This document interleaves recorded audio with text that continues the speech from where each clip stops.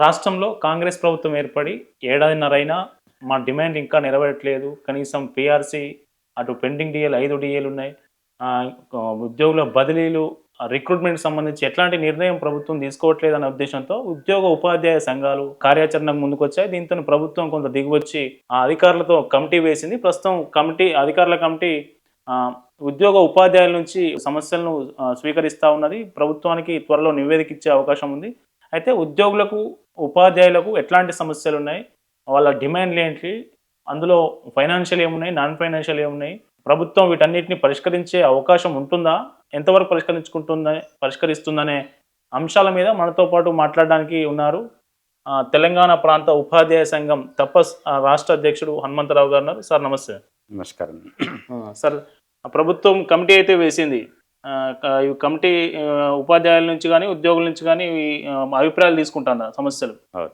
తీసుకుంటుందా sir? అయితే గతం లోపట గౌరవ ముఖ్యమంత్రి గారు జేఏసీలతోన సమావేశం జరిగింది. జరిగినప్పుడు స్పష్టంగా చెప్పిండ్రు ఏందంటే, క్యాబినెట్ సబ్ కమిటీ వేస్తాం. మీ సమస్యలు ఏవున్నా కూడా ఆ సమస్యల పరిష్కారానికి సబ్ కమిటీకి సబ్మిట్ చేయండి. దాన్ని పరిష్కరించేటువంటి మార్గం చూస్తాము. కానీ ఆర్థికపరమైనటువంటి అంశాలు మాత్రము మార్చి నెల వరకు ఆగండి, ఏప్రిల్లో చూద్దామన్నందుకు మార్చి వరకు ఆగడం జరిగింది. ఆ తర్వాత ఏప్రిల్ మాసం లోపట మళ్ళీ రిప్రజెంటేషన్ చేయడం జరిగింది. కానీ ప్రభుత్వం నుంచి స్పందన రాని సందర్భంగా మరి జేఏసీలు, 2 జేఏసీలు, మరి జేఏసీ చైర్మన్ లచ్చిరెడ్డి ఆధ్వర్యం లోపట తెలంగాణ ప్రాంత ఉపాధ్యాయ సంఘం, మిగతా సోదర సంఘాలన్నీ కలిసి ఒక సమావేశం ఏర్పాటు చేసి మరి ఈ సమస్యల పరిష్కారానికి మార్గం చూపించాలనేటువంటిది ప్రయత్నం చేస్తే, మరి ఆ ప్రయత్నంలో భాగంగానే ఈ ప్రభుత్వము అధికారుల కమిటీ అనేటువంటిది వేసింది. దానికి చైర్మన్గా మరి పెద్దలు నవీన్ మిట్టల్ గారు, అదేవిధంగా ఇంకా త్రిసభ్య కమిటీ అనేది వేయడం జరిగింది. కాబట్టి దాని అనుగుణంగా సమస్యలు అనేటువంటి స్వీకరించడం జరుగుతుంది. సరే, ఇప్పుడు ఒక్కటి చెప్పండి సార్. సార్, ప్రభుత్వం ఆర్థిక పరిస్థితి బాగాలేదు. గత ప్రభుత్వం మొత్తం రాష్ట్రాన్ని అప్పులకు కుప్పజేసింది. 7 లక్షల కోట్లు, 6 లక్షల కోట్లు ఇట్లా క్రమేపీ పెరుగుతూ ఉన్నది. అప్పులు తీర్చడానికి ఈ ప్రభుత్వం అప్పులు తెస్తున్న పరిస్థితి మనం చూస్తూ ఉన్నాం. ఇప్పుడు ఉపాధ్యాయులకు కానీ, ఉద్యోగులకు కానీ ఉన్నటువంటి 57 డిమాండ్లను ప్రభుత్వం పరిష్కరించే అవకాశం ఉంటుందా? అసలు ఇప్పుడు కమిటీ అయితే వేసింది, కానీ ఇన్ని సమస్యలను పరిష్కరించే అవకాశం ఉంటుందా? అయితే ఇక్కడ మనం ఆలోచన చేయాల్సింది ఏంటంటే, ప్రభుత్వము ఆర్థిక పరిస్థితి, ఆర్థిక పరిస్థితి బాగలేదు అనేటువంటిది ఈ సమాజంలో ప్రతి ఒక్కరికి తెలుసు. కానీ మేము ఏం డిమాండ్ చేస్తున్నాం అంటే, ప్రభుత్వాన్ని ఉపాధ్యాయ, ఉద్యోగ, కార్మిక, అవుట్సోర్సింగ్ అన్ని రకాల పనిచేసేటువంటి ప్రభుత్వ సేవకులు.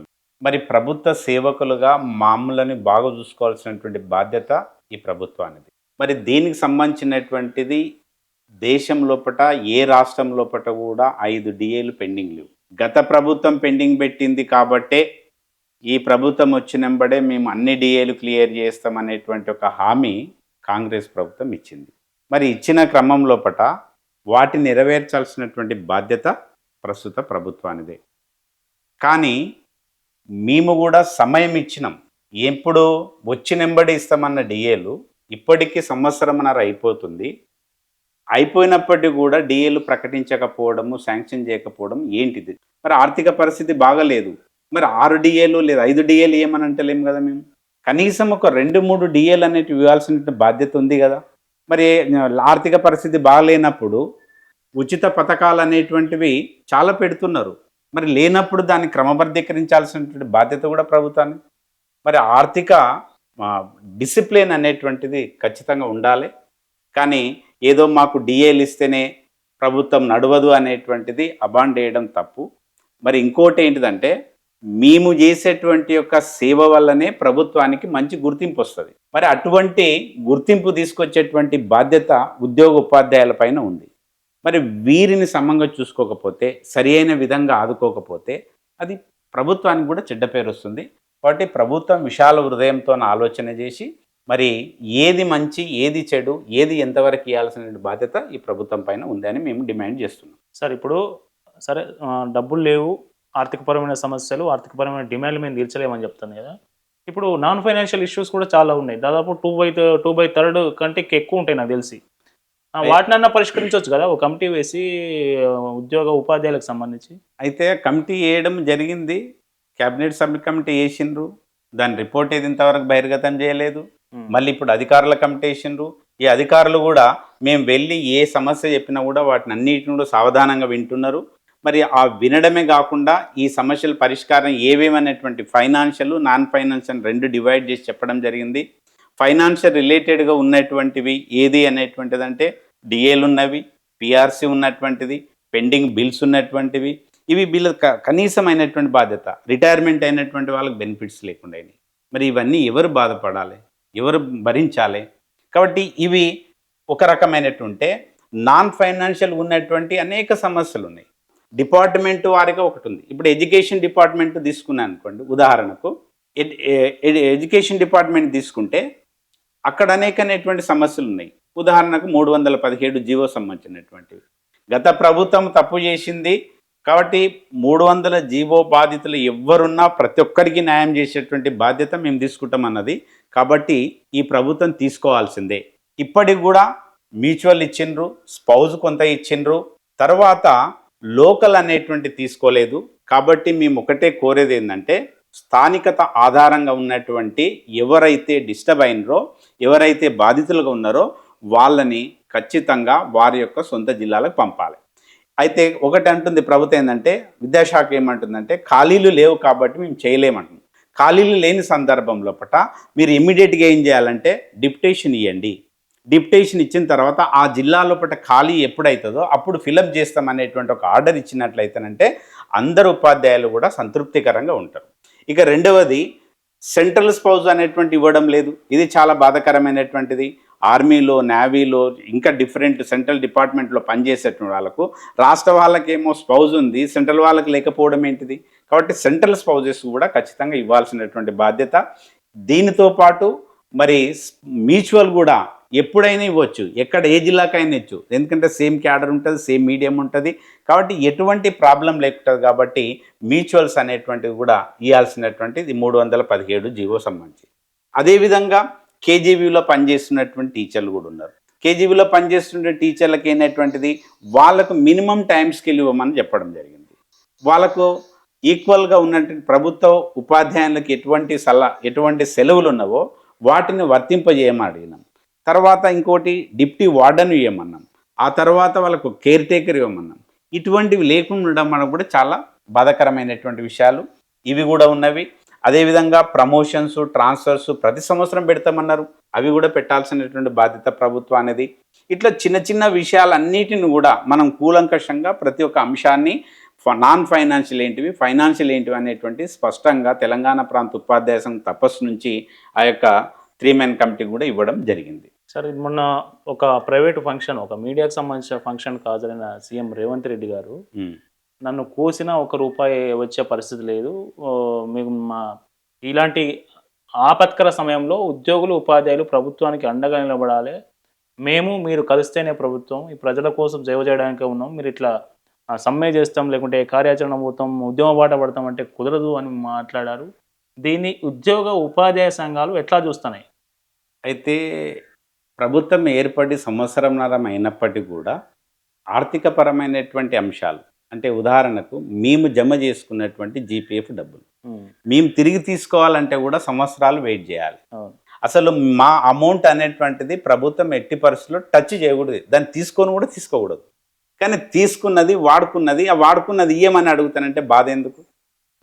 అది ఒకటి. రెండవది మెడికల్ రియంబర్స్మెంట్. ఎంతమంది అనారోగ్యం పాలయ్యి అనేకమైనటువంటి ఆసుపత్రుల్లో ట్రీట్మెంట్ చేసి సమస్యలతో కొట్టుమిట్టాడుతుంటే వాళ్ళ బిల్స్ పేమెంట్ చేయట్లేదు. 10 లక్షలు 5 లక్షల బిల్ అయినా ఇచ్చేది 2 లక్షలు, దాన్ని కూడా ఇవ్వడం లేనటువంటి పరిస్థితి. అదేవిధంగా 30-40 సంవత్సరాలు ప్రభుత్వ సేవలు చేసి రిటైర్డ్ అయినటువంటి వాళ్లకు ఎటువంటి బెనిఫిట్స్ అందడం లేదు. మరి ఇటువంటి సమస్య ఉన్నప్పుడు, సంవత్సరం సమయం ఇచ్చినప్పుడు మీరు స్పందించకపోతే మరి ఉపాధ్యాయ ఉద్యోగ సంఘ నాయకులుగా మేము స్పందించాల్సినటువంటి బాధ్యత ఉంది. కాబట్టి ఖచ్చితంగా స్పందించే క్రమం లోపల గౌరవ ముఖ్యమంత్రి గారు కూడా ఏమన్నా ఆర్థిక పరిస్థితి బాగలేదని గత సమావేశంలో చెప్పిండు, మనం కాదంటలేం. ఇప్పుడు కూడా చెప్పాల్సిన బాధ్యత మాతోనే చెప్పాలి. కానీ ప్రజల లోపల మీరు 97% ప్రజలు ఉన్నారు, 2% మీరున్నారు, ఇంకోరు ఉన్నారు అనేటువంటి రెచ్చగొట్టే విధానం మంచిది కాదు.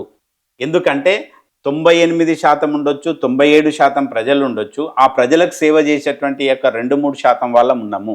కాబట్టి దయచేసి మరొకసారి అటువంటి పదాలు అనడం వల్ల వారికే నష్టం జరుగుతుంది కానీ ఉపాధ్యాయ ఉద్యోగ పెన్షన్లకు ఎలాంటి నష్టం జరగదు. ఎందుకంటే it is our right to get every benefit from the government by doing our services. ఇది బేసిక్గా ఉండాల్సినటువంటి బాధ్యత ప్రభుత్వానిది.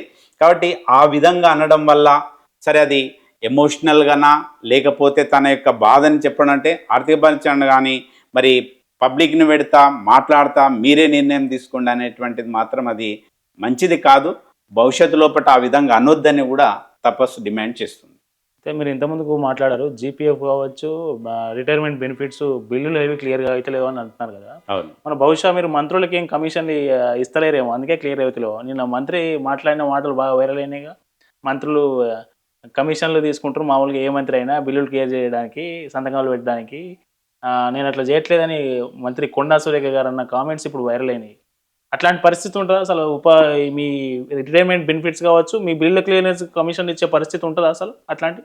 అయితే జనరల్గా అయితేనంటే మా ఉపాధ్యాయ ఉద్యోగులకు సంబంధించినటువంటి బిల్స్ క్లియర్ చేయడానికి గతంలోపట కొందరు సంఘ నాయకులు, కొందరు చోటమోటా నాయకులు వైరల్ చేసుకున్నారేమో. కానీ ఈ ప్రభుత్వం వచ్చిన తర్వాత కమిషన్ అనేటువంటిది ఏం జరుగుతలేదు. సరే అది కాంట్రాక్ట్ పెద్ద పెద్ద బిల్లులు ఉండొచ్చేమో తెలియదు, తెలియని దాని గురించి డిస్కస్ చేయడం మంచిది కాదు కూడా. కానీ ఉపాధ్యాయ ఉద్యోగులకు సంబంధించినటువంటి బెనిఫిట్స్ పొందాలనేటువంటిది కమిషన్ అయితే ఇక్కడ తీసుకోవడట్లట మా దృష్టికి రాలేదు. ఒకవేళ వచ్చినట్లయితే అది 100% తప్పు. అది ప్రభుత్వానికి చెడ్డ పేరు. ఉపాధ్యాయులు కూడా ఆ విధమైనటువంటి ఎంకరేజ్మెంట్ చేయకూడదు అనేటువంటిది మేము కూడా కోరుకుంటాం. ఇక రెండవ విషయానికి వస్తే ఇవన్నీ ఎందుకు కమిషన్ ఇవ్వాలి, ఎందుకు ఇవ్వాలనేది కూడా కొంత ఆలోచన చేయాల్సిన బాధ్యత. ఎందుకంటే ఒక రిటైర్ అయిన తర్వాత ఒక ఇల్లు కొనుక్కోవాలనో, లేదా బిడ్డ పెళ్లి చేయాలనో, లేదా కొడుకు పెళ్లి చేయాలనుకున్నావో, ఒక స్థలం కొనాలనుకున్నాడు, లేదా తన అనారోగ్యం పాలైతే ఒక 10 లక్షలు 5 లక్షలు ఖర్చు అవుతున్నాయి. ఈ బెనిఫిట్స్ అప్పులు చేసి ఉన్నది. ఆ అప్పులకు నెలకు ₹2 మిత్తి కడుతున్నాం. మరి నెలకు ₹2 మిత్తి కట్టే బదులు సరే ఒక కొంత ఇచ్చినైనా తీసుకుందాం అనేటువంటి ఒక ఆశ ప్రతి ఒక్క సహజంగా మానవుని యొక్క లక్షణం, అది సహజ లక్షణం ఏర్పడుతుంది. కాబట్టి అటువంటివి చెయ్యొద్దు అనేటువంటిది మేము కూడా ఏం చెప్తున్నామంటే మా యొక్క జేఏసీ చైర్మన్ అయినటువంటి లచ్చిరెడ్డి ఆధ్వర్యం లోపట మేము స్పష్టంగా చెప్పినాం ఏంటిదంటే రిప్రజెంటేషన్ లోపట 10 లక్షల లోపు ఉన్నటువంటి ప్రతి ఒక్క బిల్లును ఫస్ట్ క్లియర్ చేయండి. రెండవది రిటైర్ అయినటువంటి వాళ్ళకు ఇమ్మీడియట్గా వాళ్ళ మానిటరీ బెనిఫిట్స్ ఏమన్నా అవన్నీ కూడా క్లియర్ చేయాలి. దానికి 10 లక్షల దానికి సంబంధం లేదు. ఇది స్పష్టంగా చెప్పినాం. దీన్ని ఖచ్చితంగా సాధించడానికి మా వంతుగా ప్రయత్నం కూడా చేస్తాం. సార్ చివరిగా ఒక క్వశ్చన్. ఇప్పుడు కమిటీ అయితే వేసింది గవర్నమెంట్. కమిటీ అందరి దగ్గర మా రెండు జేఏసీ నాయకుల దగ్గర సమస్యలు సావధానంగా వింటుంది, క్రోడీకరించి గవర్నమెంట్కు నివేదిక ఇస్తుందేమో. ఇప్పుడు మామూలుగా ఈ కమిటీ వేసి కాలయాపన చేసే క్రమంలోనే ఈ ప్రభుత్వం కూడా మీ సమస్యలను కొంత పక్కన పెట్టి జాప్యం చేసే పరిస్థితి ఉంటే మీ కార్యాచరణ ఎట్లా ఉండబోతుంది? ఇది చాలా ఇంపార్టెంట్ క్వశ్చన్ కూడా.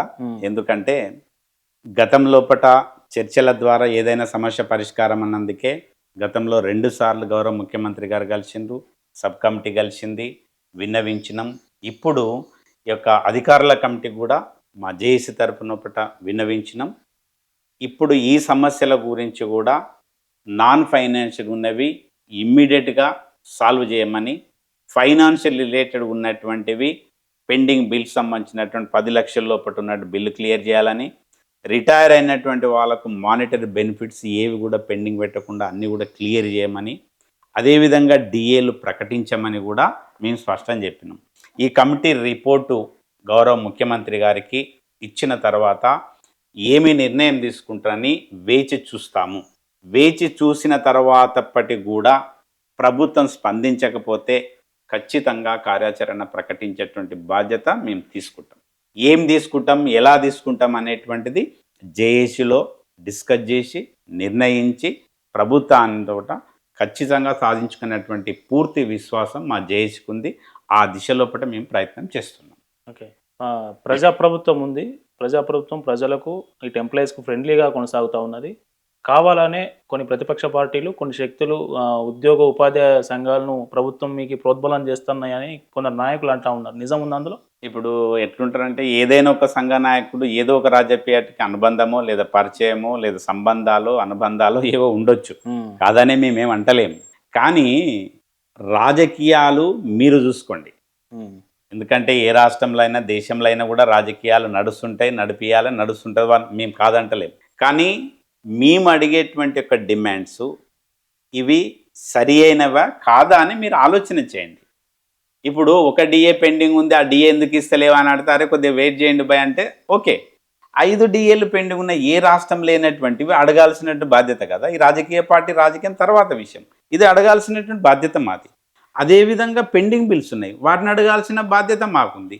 తర్వాత ప్రమోషన్స్ ట్రాన్స్ఫర్ సంబంధించి ఉన్నాయి, 318 జీవో బాధితులు ఉన్నటువంటివి, అనేక రకాలైనటువంటి సమస్యలు ఉన్నాయి. ఆ సమస్యలను అడగకుండా ఉంటే కూడా మరి మిగతా కింద ఉన్నటువంటి కార్యకర్తలు, కింద ఉన్నటువంటి ఉద్యోగస్తులు, ఉపాధ్యాయులు ఏమనుకుంటారంటే సంఘ నాయకులు అమ్ముడు పోయినరు ప్రభుత్వానికి అంటారు. కాబట్టి మరి అది అనిపించుకోవాలనా, లేకపోతే మీరు రాజకీయ పార్టీలకు అనుబంధంగా పనిచేస్తారు? రాజకీయ పార్టీలు అంటే రాజకీయ పార్టీలు వాళ్ళు చేసేటి వాళ్ళు చేస్తాయి, మిమ్మల్ని కాదని లేదా ఇంకోటి చేస్తున్నామని లేదా మీకు డైరెక్ట్గా అసలు చెప్పకుండానే ధర్నాకు పోయినాము, పెన్ డౌన్ చేసినాము, రోడ్ల మీదకి వచ్చినామంటే అప్పుడు రాజకీయ వాళ్ళని. ఇన్ని రోజులు మేము వెయిట్ చేస్తున్నాం, ఇన్ని రోజులు మేము అడుగుతూనే ఉన్నాం, ఇప్పుడు కూడా అడుగుతూనే ఉన్నాం మేము. కానీ ఇప్పటికైనా కూడా మీరు నిర్ణయం తీసుకోకపోతే, మరి సమస్యలు పరిష్కరించకపోతే మరి ఏ స్థాయికి వెళ్ళాలి? మీరు కూడా ఆలోచన చేయాల్సిన బాధ్యత ప్రభుత్వం పైన ఉంది కదా. కాబట్టి మేము స్పష్టంగా చెప్తున్నాం ఏంటంటే, మీ రాజకీయాలతో మాకు సంబంధం లేదు, మీ రాజకీయాలు ఏవైనా చేసుకోండి.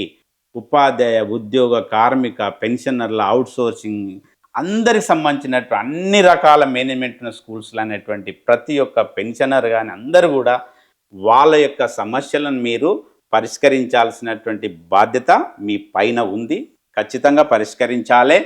ఒకవేళ పరిష్కారానికి నోచుకోనటువంటి ఏవైనా సమస్యలు ఉంటే మా ముందు చర్చించి ఈ విధంగా ఉంది, ఇట్లా ఉంది అనేటువంటి చెప్పాల్సిన బాధ్యత కూడా ఈ ప్రభుత్వం పైన ఉందని మేము నమ్ముతున్నాం.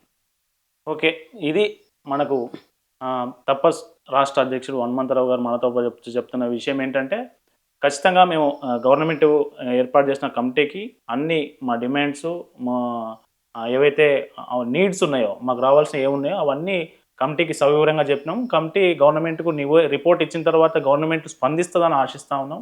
స్పందించకపోతే ఎట్లా కార్యాచరణ ఏముండాలనేది జేఏసీలో తీర్మానం చేసిన తర్వాత, జేఏసీలో డిస్కస్ చేసిన తర్వాత ప్రకటిస్తాం. దీనిపై వెనక్కి పోయే ప్రసక్తే లేదు, ముందుకే వెళ్తామని చెప్తూ ఉన్నారు. కెమెరామెన్ కిరణ్తో కరుణాకర్,